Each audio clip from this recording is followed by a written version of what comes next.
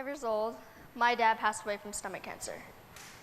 I was too little to understand the reality that my dad would be gone forever and continued to ask my mom, "When's Dad coming home?" But my mom told me he wouldn't come back. And I didn't know how to deal with the situation. So every day from that moment on, I went into my room to draw, expressing my emotions through art. I came home from school almost every single day to my mom crying and struggling. And that was a really hard thing for me to just sit back and watch. So after completing each and every one of those drawings, I showed them to my mom, she stopped crying, and I saw her smile at me. This brought me to realize that my art had a purpose, and that purpose was to bring smiles to people who face difficult times in their life. By using our passions and dreams, we can all get through life's obstacles that we all encounter. I myself had a hard time adjusting to life without a father. I remember coming home one day crying, and my mom asking me why.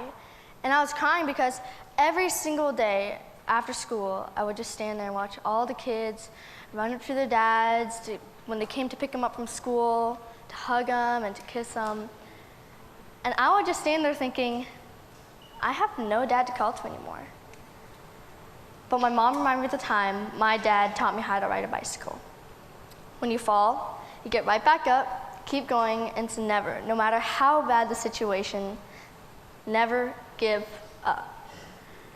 By using my dad's advice, I used my art to carry myself through loss and tragedy, drawing myself as a fairy flying through the air, playing in the sprinklers on a hot summer day, picking cherries and apples off a tree with my mom, dancing with classmates with noodly arms and legs, and last of all, giving a piece of my artwork to an old dying man from a disease, making him laugh and smile a week before he passed away. Now, the reason my parents moved to the United States was to seek a better lifestyle for me and my siblings, and so that they could both get a job here. But when my dad was struck with cancer and unexpectedly passed away, in the face of tragedy, my mom worked really hard to not only get through a higher education, but to work through the current immigration law, which made it a struggle for our family, because without a change, my mom was unable to get a job to support us as a family. But through everything, art still remained a part of me. I remember sometimes I would just lay down on the floor and draw as many drawings as I possibly could, giving them out to random people who lived in the same apartment building as I did. Focusing on making others happy really helped me to forget about my family's current situations. I drew every single day, whether it was for fun or for other people's enjoyment. And of course, at some point I ran into my mom's dream for me. And like most typical Korean parents, she was really serious when it came to choosing our careers. She wanted me to become something in the medical group, like a doctor or surgeon, some really well-paid job, because the last thing she wanted to see was for me to financially struggle, especially knowing what it was like to financially struggle, because we were going through that. Even though I love my mom tons, it wasn't fun to hear her talk about something I had no interest in at all. I didn't want a job just for the money. I wanted a job I could be happy with. Like someone once told me, love it and the money will come. Money follows love, love never follows money. But my mom's job's opinions all changed when one day she found me drawing in my room.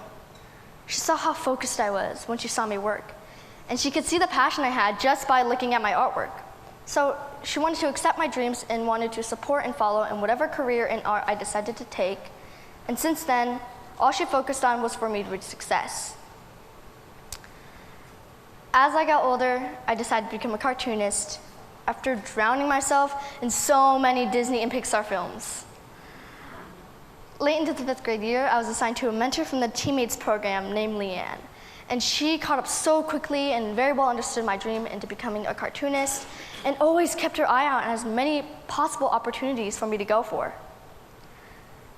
Not long after meeting her, though, I grew very discouraged because I had no clue how I was supposed to reach those in California when I was all the way out here in Nebraska, where cartooning has stopped being taught. California seemed to have all the resources I needed, all the cartooning studios and all the animation directors that I really wished to learn from. But with a little connection, my teammate introduced me to her 2 daughters who knew a woman who had just moved here from California that had worked in the Looney Tunes for the Warner Bros. Company and had many connections with those back where she worked. Well, 6th grade came around for me and I got to meet her.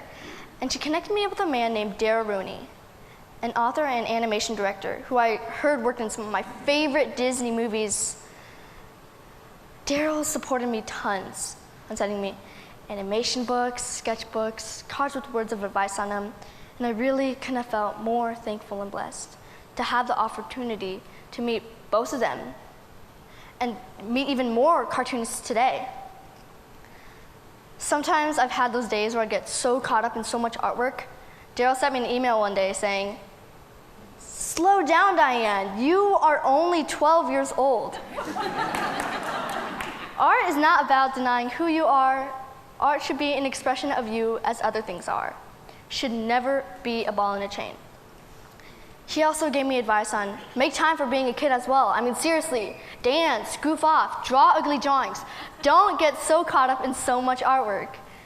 And I can tell you, Daryl had the best advice I could ever receive from anyone. And like I said before, I really couldn't have felt more grateful to have the opportunity to meet him and receive the best feeling I could ever receive from anyone.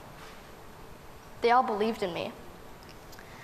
Not long after meeting the Disney people, my birthday came back around and I received my very first drafting table that I now work on every single day, from drawing my favorite cartoons to drawing my own thing. Today, I have my very own business called Doodle Studios, so I can work and sell even more artwork for more people to enjoy. I'm currently working on a project to make as much artwork as I possibly can to pass out to people suffering or having a hard time in the hospitals or retirement homes who could really use some smiles. Everyone is gifted in their own ways, and you can not only use those talents to push yourself past situations that may have seemed impossible, but to dedicate it and inspire everyone around you who have also been through life-changing experiences.